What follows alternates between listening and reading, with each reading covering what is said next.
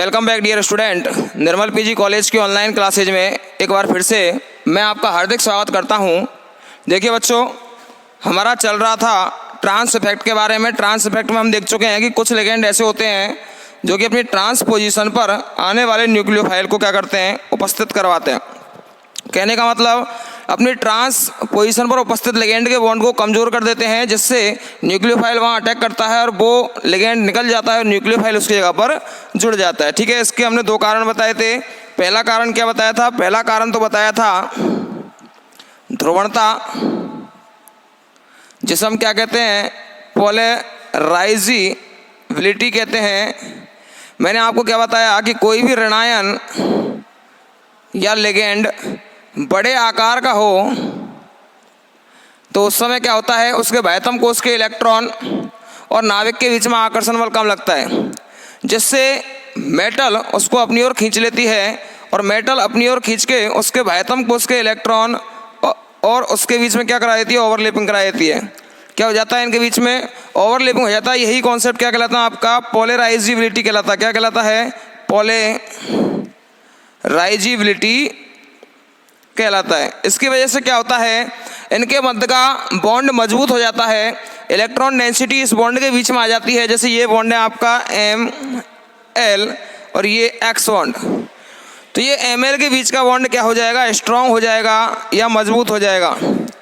जब ये बॉन्ड मजबूत हो गया तो इस बॉन्ड के मजबूत होने के बाद ये वाला बॉन्ड क्या हो जाएगा, वीक हो जाएगा। ये वाला बॉन्ड क्या हो जाएगा, वीक हो जाएगा। ठीक है, ये बॉन्ड स्ट्रांग क्यों हुआ? क्योंकि मेटल ने लिगेंड के बाह्यतम कोश के इलेक्ट्रॉन को अपनी ओर आकर्षित कर लिया।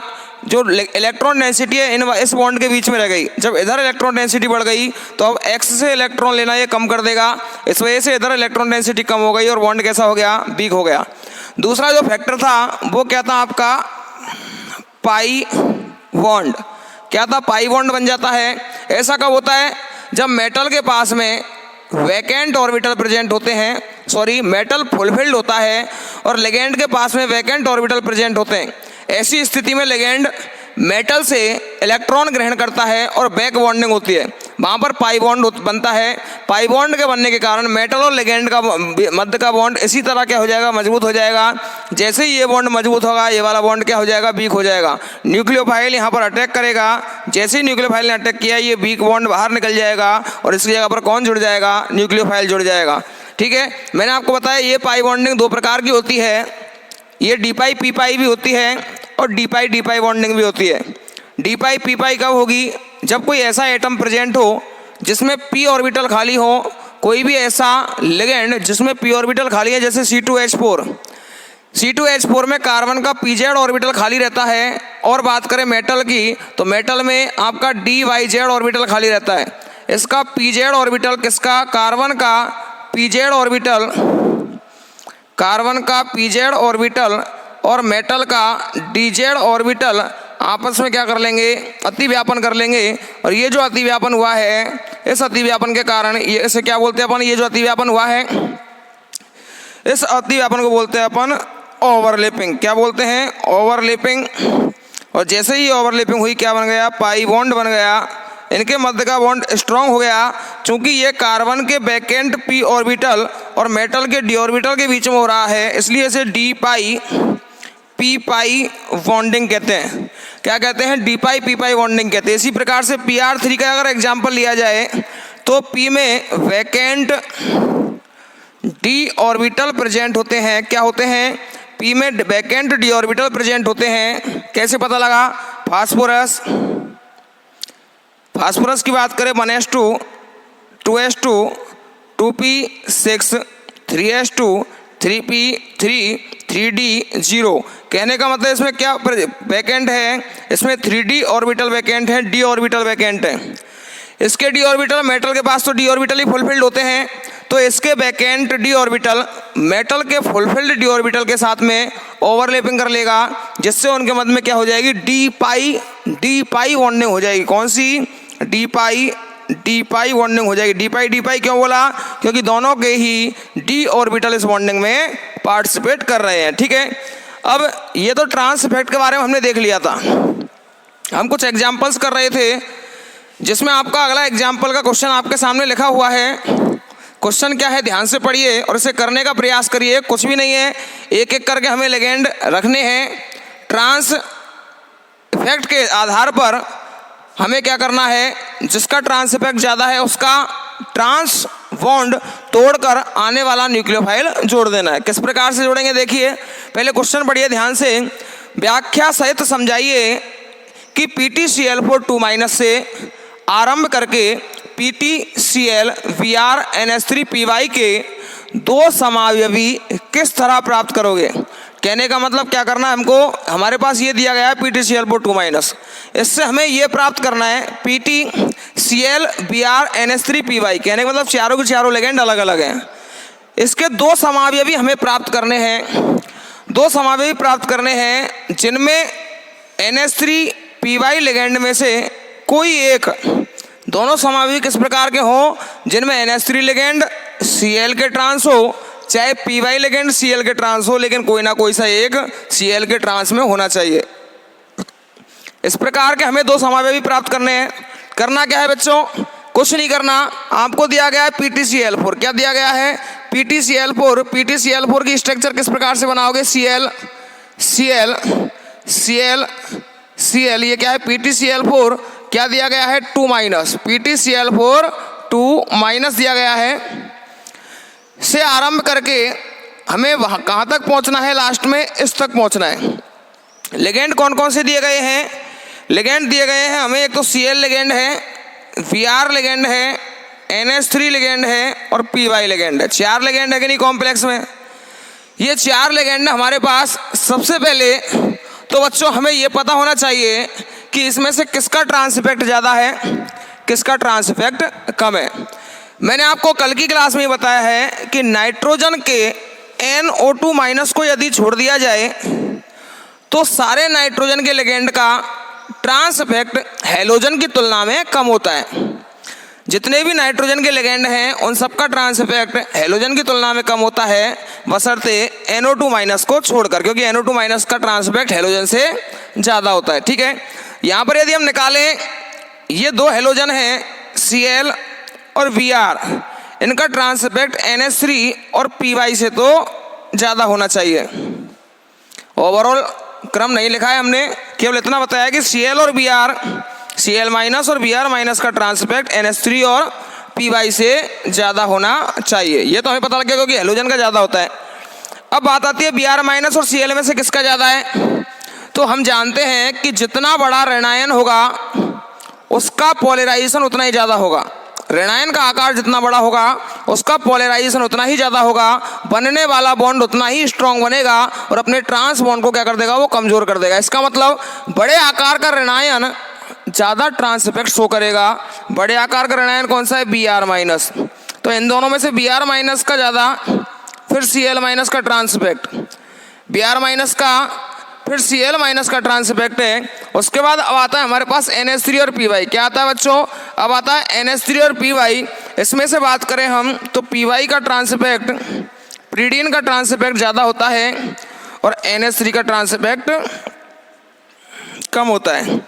ठीक है, दैट्स क्लियर। ये हमारा ट्रांस इफेक्ट का क्रम है। क्या है ये, order of the trans effect. अब देखिए हमारे पास 4 लिगेंड हैं, 4 लिगेंड हैं। Cl तो पहले Cn में जुड़ा हुआ है, तो मेनली हमें अटैक 3 लिगेंडों कराना है, Br, NH3 और Py, क्योंकि Cl तो इसमें पहले से दिए गए हैं। मेनली 3 लिगेंड का हमें क्या करना है, अटैक करना है, Br- का, NH3 का और प्रीडीन का। अब पहले कॉम्प्लेक्स में अपन क्या करते हैं, पहले NH3 का अटैक कराते हैं। हमने क्या किया, ये हमारे सामने कॉम्प्लेक्स है PtCl4 2-, इसमें हम NH3 ऐड कर रहे हैं और क्या निकलेगा, Cl-। क्यों, क्योंकि चारों की चारों लिगेंड सेम है। जब चारों की चारों लिगेंड सेम है तो आने वाला न्यूक्लियोफाइल किसी भी जगह पर जुड़ सकता है। ठीक है, तो ये किस प्रकार से जुड़ेगा, देखिए PtCl Cl NH3 Cl-। ठीक है, अब देखिए हमने NH3 का अटैक करा दिया, NH3 को इस कॉम्प्लेक्स से जोड़ दिया। इसके बाद दो आयन बच रहे हैं, कौन सा, एक तो Br माइनस आयन और एक प्रीडीन। अब क्या करते हैं अपन, अब की बार Br माइनस आयन को जोड़ते हैं प्लस Br माइनस। अब देखिए हमारे पास यहाँ से ट्रांस लिगेंड होना शुरू हो जाएगा। क्यों? क्योंकि मैंने कल आपको बताया कि जब भी किसी कॉम्प्लेक्स में दो डिफरेंट लिगेंड पाए जा रहे हैं वहाँ पर ट्रांस इफेक्ट लगता है। यहाँ पर डिफरेंट लिगेंड कौन कौन से हैं, एक तो है आपका NH3 लिगेंड और दूसरा कौन सा है, Cl लिगेंड।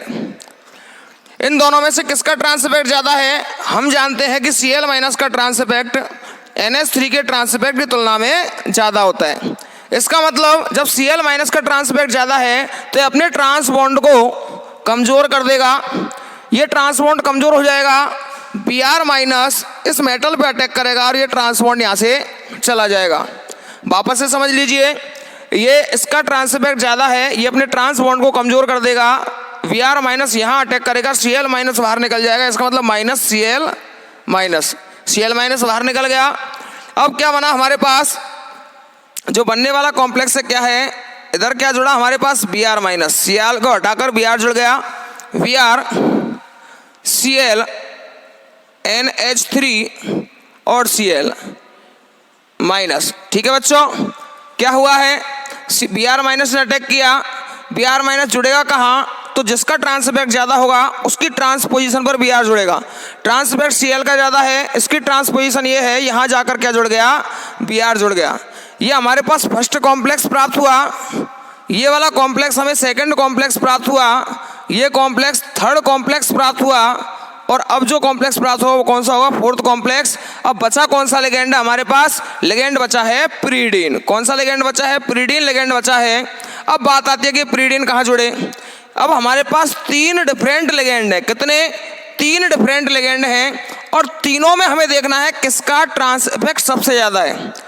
अब तक हमने पढ़ा है केवल दो लिगेंडों के बारे में, अब हमारे पास तीन लिगेंड हैं, और तीन लिगेंड जब हैं तो हमें यह देखना है कि इनमें से किसका ट्रांस इफेक्ट सबसे ज़्यादा है।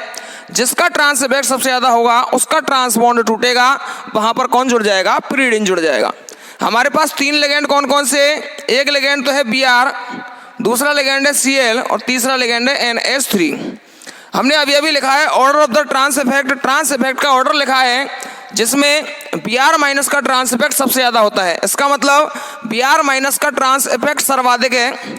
जब Br माइनस का ट्रांस इफेक्ट सर्वाधिक है तो ये अपने ट्रांस बॉन्ड को कमज़ोर कर देगा। ट्रांस बॉन्ड के कमज़ोर होने के कारण ये जो प्रीडीन है इसके लोन पेयर ऑफ इलेक्ट्रॉन यहाँ अटैक करेंगे और ये बाहर निकल जाएगा। बनेगा क्या, हमारे पास बनने वाला कॉम्प्लेक्स क्या होगा, प्लेटिनम NH3, इधर क्या जुड़ जाएगा, प्रीडीन, इधर क्या जुड़ेगा Br, और इधर क्या जुड़ेगा Cl। ये वाला Cl बाहर निकल गया। अब देखिए, अब हमें क्वेश्चन की तरफ भी ध्यान देना है कि क्या क्वेश्चन ने बोला वो हुआ है क्या। इसने क्या बोला कि PtCl4 2- की अभिक्रिया करानी है, हमें ये वाला कॉम्प्लेक्स प्राप्त करना है PtCl Br NH3 Py। क्या यही है क्या, PtCl Br NH3 Py। चलो कॉम्प्लेक्स तो हमारा प्राप्त हो गया। ये जो कॉम्प्लेक्स प्राप्त हुआ है इसके दो समावयवी, इसके क्या, दो समावयवी किस तरह प्राप्त करोगे, जिसमें NH3 और Py दोनों में से कोई एक Cl के ट्रांस हो। कहने का मतलब Cl लिगेंड के ट्रांस में या तो NH3 प्रेजेंट हो या Py प्रेजेंट हो। यहाँ हम देखें Cl के ट्रांस में NH3 प्रेजेंट है, क्या है, NH3 प्रेजेंट है, इसका मतलब हमारी शर्तें पूरी हो रही है। तो हमारे पास पहला समावयवी तो ये वाला प्राप्त हुआ, पहला समावयवी हमारे पास ये वाला प्राप्त हो गया। ठीक है, तो ये अभी पहला समावयवी प्राप्त हुआ है, अभी हमें दूसरा समावयवी और प्राप्त करना है।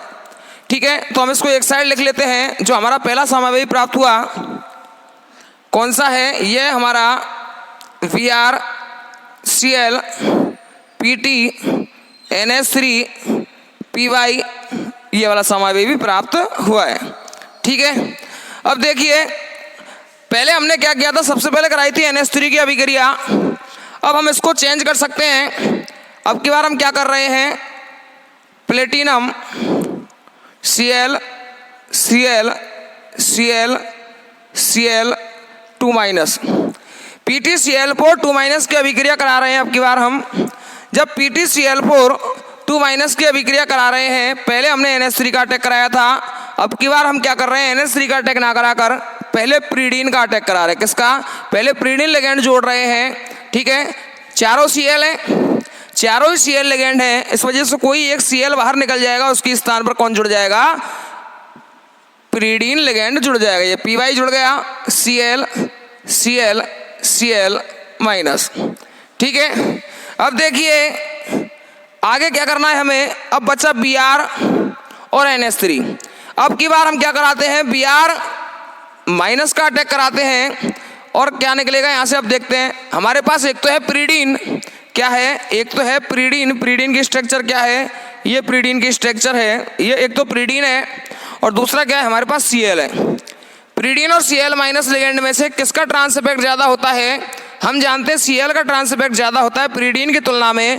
अतः Cl के ट्रांस में उपस्थित, एक तो ये प्रीडीन है, एक Cl है, Cl के ट्रांस में उपस्थित बॉन्ड कमजोर हो गया, वीक हो गया। इसके कारण ये Br माइनस यहाँ अटैक करेगा, ये वाला बॉन्ड बाहर निकल जाएगा। बना क्या हमारे पास बना Pt प्रीडीन Cl, यहाँ Br जुड़ गया, Cl माइनस हटा, क्या जुड़ गया, Br जुड़ गया और क्या बना हमारे पास, ये वाला कॉम्प्लेक्स बन गया, ठीक है।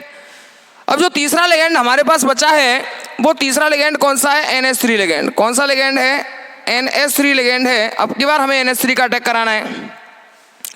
देखिए अब हमारे पास कॉम्प्लेक्स में 3 तरह के लिगेंड हैं, Br ligand, pyridine ligand, Cl ligand और वो भी Cl लिगेंड। इन तीनों में से किसका ट्रांस इफेक्ट सबसे ज़्यादा है? इन तीनों में से Br माइनस का ट्रांस इफेक्ट सबसे ज़्यादा है। अतः Br के ट्रांस में उपस्थित बॉन्ड कमजोर हो जाएगा, ये इसके लोन पेयर ऑफ इलेक्ट्रॉन यहाँ अटैक करेंगे, ये बाहर निकल जाएगा और NH3 इस जगह जुड़ जाएगा। तो बनने वाला कॉम्प्लेक्स क्या हुआ आपका? Br प्लेटिनम Cl, ये वाला बॉन्ड टूटा, NH3 जुड़ गया, प्रीडीन, ये वाला कॉम्प्लेक्स बना। Complex Pt Cl Br NH3 Py बन चुका है। अब दूसरी शर्त कि NH3 और Py में से कोई एक Cl के ट्रांस हो। Cl के ट्रांस में कौन है? Py। इसका मतलब हमारी दूसरी शर्त भी पूरी हो रही है। अतः हमारे पास सेकंड जो आइसोमर प्राप्त हुआ है वो कौन सा है? Pt Py NH3 Br और Cl, ये सेकंड आइसोमर्स प्राप्त हो गया, ठीक है। तो हमारा क्वेश्चन यहाँ तक सॉल्व हो चुका है कि किस प्रकार से हमें ट्रांस इफेक्ट को देखना है। यदि 2 लिगेंड हो तो, 3 लिगेंड हो तो, यहाँ तक कि चारों लिगेंड अलग अलग हो और तब हमें अटैक कराना है, तो किस प्रकार से ट्रांस इफेक्ट को हमें मेजर करना है, देखना है, ठीक है बच्चों। अब देखिए ऐसा नहीं है कि ट्रांस इफेक्ट सदैव ही सही साबित हो, कि हमेशा ही ट्रांस इफेक्ट के हिसाब से अटैक होंगे। देखिए बच्चों, ट्रांस इफेक्ट केवल एक अनुमान मात्र था। वैज्ञानिक ने क्या लगाया? अनुमान लगाया कि ऐसा होता है, उसने एक क्रम बनाया उनकी रेट ऑफ द रिएक्शन के हिसाब से, अभिक्रिया की दर के हिसाब से, ठीक है। लेकिन ऐसा नहीं है कि हमेशा सही होता है, कभी कभी ट्रांस इफेक्ट भी गलत साबित हो जाता है। जैसे फॉर एग्जाम्पल हम यदि बात करें इसी एग्जाम्पल की जो हमारे सामने लिखा हुआ है, यदि इस एग्जाम्पल में क्या करें अपन, सबसे पहले ये PtCl4 कॉम्प्लेक्स है, क्या है? PtCl4 2- कॉम्प्लेक्स है। इस PtCl4 2- कॉम्प्लेक्स की अभिक्रिया यदि प्रीडीन लिगेंड से सबसे पहले कराई जाए, Cl- बाहर निकलेगा, क्योंकि चारों की चारों Cl ही सेम है, इस वजह से Cl- बाहर निकलेगा। प्लेटिनम, ये प्रीडीन यहाँ जुड़ गया, Cl Cl Cl and then minus. अब हम क्या कर रहे हैं, वापस से हमने प्रीडीन की अभी क्या कराई, रिएक्शन कराई, वापस से प्रीडीन की रिएक्शन कराई, तो देखिए क्या हुआ। अब प्रीडीन कहाँ जुड़ेगा? हम जानते हैं Cl का ट्रांस इफेक्ट प्रीडीन से ज़्यादा होता है, अतः यह Cl के ट्रांस में उपस्थित बॉन्ड ब्रेक होगा, अतः प्रीडीन इस जगह पर जुड़ जाएगा। तो Pt प्रीडीन Cl Cl, ये वाला कॉम्प्लेक्स हमें प्राप्त हो गया, ठीक है। अब देखिए इसके बाद हमें क्या कराना है, हमने जब Py की अभिक्रिया करा दी, अब हमें करानी है NH3 की अभिक्रिया। किसकी करानी है? NH3 की अभिक्रिया करानी है, NH3 की अभिक्रिया करानी है। अब देखिए यहाँ ध्यान दीजिएगा कि NH3 की अभिक्रिया कराने पर हमारे पास एक तो प्रीडीन लिगेंड और एक Cl लिगेंड है। हम जानते हैं कि Cl का ट्रांस इफेक्ट प्रीडीन से ज़्यादा होता है, अतः अकॉर्डिंग टू ट्रांस इफेक्ट क्या होना चाहिए? Cl के ट्रांस का प्रीडीन यहाँ से हट जाना चाहिए और NH3 जुड़ जाना चाहिए, लेकिन एक्सपेरिमेंटली ये देखा गया कि ऐसा नहीं होता, बल्कि यहाँ से क्या होता है, ये जो Cl है, ये Cl इस प्रीडीन के ट्रांस का Cl हट जाता है और क्या बन जाएगा NH3, यहाँ पर Py और Cl, ये इस प्रकार का कॉम्प्लेक्स आकर बनेगा। क्या हुआ, प्रीडीन था, Cl था, Cl का ट्रांस इफेक्ट प्रीडीन से ज़्यादा होता है, होना क्या चाहिए था कि Cl के विपरीत में प्रीडीन हटना चाहिए था, प्रीडीन के स्थान पर कौन जुड़ना चाहिए था, NH3, लेकिन ऐसा नहीं होता, बल्कि Cl के स्थान पर कौन जुड़ जाता है, NH3 जुड़ जाता है। अब हमारे पास बचा Br, तो हमने Br की जब अभिक्रिया कराई तो Br माइनस कहाँ जुड़ेगा, अब की बार बिल्कुल सही क्रम चलेगा, Cl के ट्रांस में कौन उपस्थित है, प्रीडीन, तो अतः यहाँ से क्या हटेगा, प्रीडीन हट जाएगा और प्रीडीन हटकर कौन जुड़ जाएगा, Br जुड़ जाएगा। तो प्लेटिनम प्रीडीन, इस Cl के ट्रांस में प्रीडीन था, ये हट गया, Br जुड़ गया, NH3, कहने का मतलब क्या हुआ, देखिए हमारे पास ये कॉम्प्लेक्स नंबर फर्स्ट, ये complex number second, complex number third, complex number fourth और ये लास्ट का कॉम्प्लेक्स नंबर फिफ्थ। अगर हम देखें कॉम्प्लेक्स नंबर फर्स्ट से सेकंड, सेकंड से थर्ड, तो यहाँ तक तो ट्रांस इफेक्ट पूरी तरह एलिजिबल है, सही है, लेकिन जैसे ही थर्ड से फोर्थ में आते हैं तो यहाँ पर Cl का ट्रांस इफेक्ट प्रीडीन से ज़्यादा होता है, अतः प्रीडीन को यहाँ से प्रतिस्थापित होना चाहिए था और प्रीडीन के स्थान पर कौन जुड़ना चाहिए, Br माइनस लिगेंड को जुड़ना चाहिए। क्या जुड़ना चाहिए, यहाँ पर सॉरी NH3 लिगेंड को जुड़ना चाहिए, किसके स्थान पर, प्रीडीन के स्थान पर। लेकिन यहाँ जब एक्सपेरिमेंटली देखा गया तो यहाँ तो हुआ ही उल्टा, यहाँ से प्रीडीन ना हटकर बल्कि प्रीडीन के ट्रांस का Cl हट गया और कौन जुड़ गया, NH3। इसका मतलब कि ट्रांस इफेक्ट सदैव सही नहीं होता, ये एक अनुमान मात्र है, एक क्रम बना दिया गया कि ऐसा होता है, लेकिन ऐसा नहीं है कि हमेशा ही सही होगा। ऐसे और भी संकुल देखे गए हैं जिनमें ट्रांस इफेक्ट का क्रम कुछ और होना चाहिए था, लेकिन ट्रांस इफेक्ट का क्रम इस प्रकार से होता है, ठीक है। तो ये हमने देखे, इसकी कमी क्या है कि ट्रांस इफेक्ट सदैव कॉम्प्लेक्स कंपाउंड पर एलिजिबल नहीं होता, हमेशा यह सही नहीं होता, कभी कभी इसमें खामियां देखने को मिलती है, ठीक है। तो ये ट्रांस इफेक्ट का क्रम हुआ, इसमें हमें करना क्या है, सबसे पहली बात तो हमें ट्रांस इफेक्ट की सीरीज याद होनी चाहिए, और जिसमें भी क्या याद होना चाहिए कि सबसे पहले हमें इलेक्ट्रॉन एक्सेप्टर लिगेंड, कौन से लिगेंड, सबसे पहले इलेक्ट्रॉन एक्सेप्टर लिगेंड मोस्टली कौन से होते हैं, कार्बन वाले, उसके बाद फास्फोरस वाले लिगेंड, फिर ध्यान रखना है NO2 माइनस, कौन सा, उसके बाद आता है NO2 माइनस लिगेंड, कौन सा ligand, NO2 minus. NO2 minus के बाद देखा जाए तो हेलोजन वाले जितने भी लिगेंड हैं वो लिगेंड देखना किस प्रकार से है, उनकी पोलराइजेबिलिटी के हिसाब से हमें देखना है कि उनकी पोलराइजेबिलिटी किस प्रकार से चेंज हो रही है। तो हम जानते हैं कि जितना बड़े आकार का ऋणायन होगा नाभिक का बाह्यतम कोश के इलेक्ट्रॉन्स पर, उतना ही कम आकर्षण बल लगेगा, अतः वह आसानी से क्या हो जाएगा, उसका ध्रुवण हो जाएगा। जब उसका आसानी से ध्रुवण हो गया, इसका मतलब क्या हुआ कि उनके मध्य का बॉन्ड कमजोर हो गया और विपरीत बॉन्ड कैसा हो गया, उनके मध्य का बॉन्ड स्ट्रांग और विपरीत बॉन्ड कैसा हो गया, कमजोर हो गया। इस वजह से वह बॉन्ड वहाँ से डिस्प्लेस हो जाएगा, प्रतिस्थापित हो जाएगा और आने वाला न्यूक्लियोफाइल वहाँ पर जुड़ जाएगा, ठीक है। चूँकि ये एक स्क्वायर प्लेनर कॉम्प्लेक्स का उदाहरण है, वर्ग समतलीय संकुल का उदाहरण है, इस वजह से जिस स्थान से लिगेंड प्रतिस्थापित हो रहा है, आने वाला लिगेंड भी, आने वाला न्यूक्लियोफाइल भी उसी स्थान पर जुड़ेगा। और हम जब जानते हैं कि जिस स्थान से लिगेंड हटा यदि उसी स्थान पर दूसरा न्यूक्लियोफाइल जुड़ जाए तो उसे हम कहते हैं स्टीरियो स्पेसिफिक रिएक्शन। क्या कहते हैं, त्रिविम विशिष्ट रिएक्शन कहते हैं। उसमें हमें सिस से, यदि सिस समावयवी है तो सिस समावयवी से सिस और ट्रांस समावयवी से ट्रांस समावयवी प्राप्त होता है, ठीक है। इस प्रकार से ट्रांस इफेक्ट की बात करें तो ट्रांस इफेक्ट के बहुत सारे एप्लीकेशंस हैं। अब ये तो हमने देखा कि यदि दो ग्रुप असमान हो तो ट्रांस इफेक्ट किस प्रकार से होगा, तीन ग्रुप असमान हो तो ट्रांस इफेक्ट किस प्रकार से होगा। अभी हम कल की क्लास में देखेंगे थोड़े हार्ड सवाल, क्योंकि ट्रांस इफेक्ट के क्वेश्चन आपसे डायरेक्ट पूछ सकता है। ट्रांस इफेक्ट इंपॉर्टेंट टॉपिक है, स्क्वायर प्लेनर कॉम्प्लेक्स के लिए प्रतिस्थापन अभिक्रिया से आपका एक क्वेश्चन आना ही आना है, ठीक है। तो एक क्वेश्चन तो आएगा ही, ज़्यादा बड़ा टॉपिक नहीं है, समझने का टॉपिक है। अब ट्रांस इफेक्ट में करना क्या है, आपको केवल क्रम याद रखना है, वो भी ऐसे नहीं कि एक एक क्रम बिल्कुल सही होना चाहिए, बस इतना याद रखो, पाई एक्सेप्टर लिगेंड, फास्फोरस वाले लिगेंड, NO2 माइनस, हेलोजन वाले लिगेंड, देन ऑक्सीजन वाले लिगेंड, इस प्रकार से आपको याद रखना है। ठीक है, कल की क्लास में हम पढ़ेंगे इनके न्यूमेरिकल्स मतलब कुछ क्वेश्चन सॉल्व करेंगे, जिसमें आपको ये देखना होगा कि किसका ट्रांसपेक्ट किसके ट्रांसपेक्ट से ज़्यादा है, किसका ट्रांसपेक्ट कम है, उसके आधार पर हम आसानी से उस न्यूमेरिकल्स को कर सकते हैं।